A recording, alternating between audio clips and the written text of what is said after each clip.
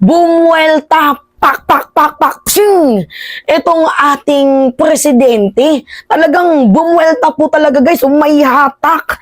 Itong kanyang naging statement, ukol nga dito kay Trump, is broad. Kumbaga, senyalis na din to ng pagpaparinig niya sa appointed na designator survivor. Parinig to guys. Pero yung mga ganitong statement, syempre pag pinakinggan nyo, okay. Tapos hindi nyo pala alam, meron palang behind na meaning. Kagaya ng sinabi ni Sara Duterte, designated survivor, ay unang maririnig nyo, okay, wala namang problema. Pero, 'di ba? Behind that message, merong dark na message sa may dark meaning sa mensahe niyang iniwan. So ngayon nga po guys, alam naman natin ng lahat no na naging world news kahapon yung balita na itong si Trump is failed nga pong inassassinate ng isang di kilaladong lalaki. Pero okay naman po yung kalagayan ngayon ni Trump at yung bumaril, yung nag-bang, bang, bang, bang, ay natigi-bum-bum na. So, hindi natin alam yung kwento doon, pero nakita natin sa video na itong si Trump ay nagsasalita ng paslang. Hindi nga guys, buti nga si Trump nagsalita ng paslang, no? Kasi pag humarap siya, butas yung mukha niya eh. Oo, butas yung mukha niya, butas yung mukha ni Trump. Anyway, yun po guys yung naging naging balita kahapon. Naging laman po talaga siya ng iba't ibang pahayagan. So ngayon paano ito na-connect dito sa politika? Kasi 'di ba, itong si Sara Duterte nagsalita ng designated survivor and we all know kung ano yung dark message ng designated survivor. 'Di ba? Yung pinasabog yung House of Representatives na kung saan yung president, yung vice president, yung House Speaker, lahat po, 'di ba? Lahat po kahit yung mga tauhan sa Supreme Court, lahat po ay nadali ng bombing attack doon nga po guys sa palabas na designated survivor sa first episode pa lamang po. So, merong isang nakaligtas, mababang tao lang naman, pero syempre siya yung nakaligtas. So, siya yung na-designate na mamuno sa kanyang lungsod, paano niya mapag-aayos, yung mga magkakaaway, yung transaction niya sa ibang country, basta lahat siya yung mag-aayos kasi siya yung na-designate as a survivor. So, kahit mababa lamang siya, ay pinilit niya itong ayusin. So, kahit hindi siya gusto ng mga tao, syempre, siya yung designated survivor, diba? So, yun yung kwento ng designated survivor. And, 'di ba? Itong si Sara Duterte, feeling ikino-connect niya sa kanyang sarili na I am designated survivor. So, anong ibig sabihin nun? 'Di ba? May dark may dark, talagang dark yung message na bibitawan niya, designated survivor. So, meaning may bala kayo dito sa House of Representatives pag magsona itong si President Marcos. May balak ba kayo? Lalo pat itong si Bato de la Rosa. Nagkaroon na din ng statement. Ano yung sabi ni Bato de la Rosa? Hindi daw po siya a-attend sa SONA. Kasi yung palusot niya, masakit daw po ang kanyang tuhod. See?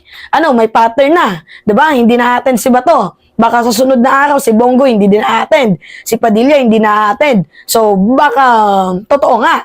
'Di ba? Posible na gawin yung atake na nandoon sa series na movie sa Netflix na Designated Survivor. Baka pwedeng ganun yung gawin sa ating presidente. So now, meron pong message itong ating presidente. Yung kanyang mensahe is para dito kay Trump, pero broad. Talagang literal na bato-bato na lang sa langit. Ang matamaan, huwag magalit. Ito yung statement po ng ating presidente. Ang sabi niya, it is with great relief that we received the news that the former President Donald Trump is fine and well after the attempt to assassinate him. Our thoughts and prayer are with him and his family. Ito yung pinaka key point. Together with all democracy,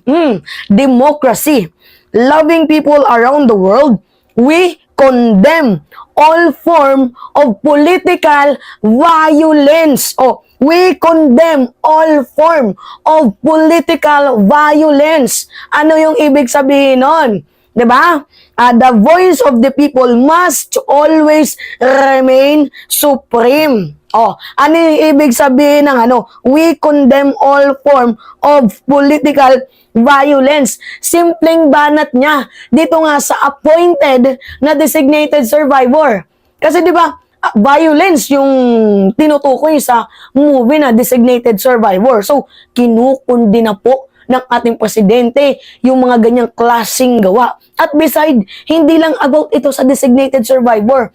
Ukol din ito sa extrajudicial killings nila, sa mga killings nila, sa DDS, sa AJK, drug war campaign, 'di ba? Political violence din po 'yun. Isa na din po yung parinig na kurot sa kanila na we condemn all the political violence. So, meaning, papapasukin na ba ni President Marcos yung ICC? Nag-ano na eh, hindi naman sana tayo, nagiging crazy bitch. Pero, guys, if we connect the dots, sinasabi ng ating presidente na ayaw niyang papasukin ng ICC kasi wala na silang hudikatura. Wala nang jurisdiction.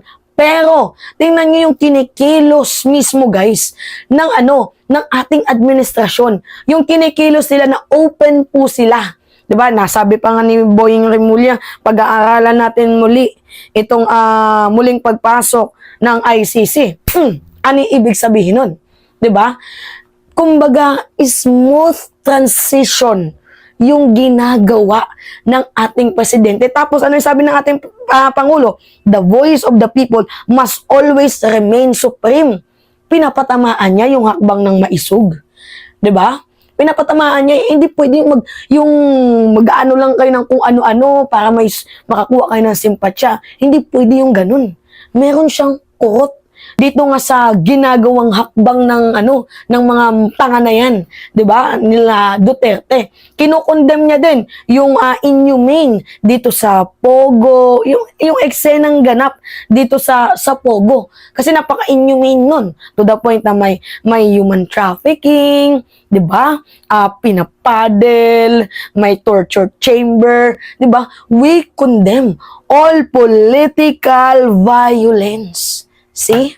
Simpleng word lang na binitawan pero nuot, talagang nanunuot yung juiciness ng message ng ating presidente. Kumbaga sa chicken ang lutong. 'Di ba?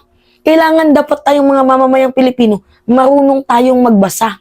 Marunong tayong mag-analyze ng isang statement. Hindi pwede yung kung ano yung binitawang statement, doon lang tayo mag-i-stick. May mga matatalinhagang salita din kasi ang mga matataas na tao. 'Di ba? Napapansin niyo 'yun? Yung kala nyo, okay lang. Sige, papatayin ko kayo. Sabi ni Digong, 'di ba? Papatayin ko kayo, pero pumapatay nga. 'Di ba? May matatalinhagang message. So, yung nagjo-joke siya ng patayan, pero siya mismo ginagawa niya. Patunay si Arcierto, si Las Cañas, si Edgar Matubato. Diba? Yan yung sinasabi ko sa inyo, guys.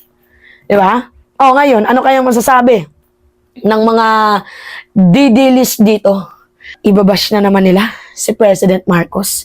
Sasabihin, dapat kondinahin mo yung martial law ng iyong ama. Patunayan nyo muna na masama yung martial law. Ang masama yung AJA.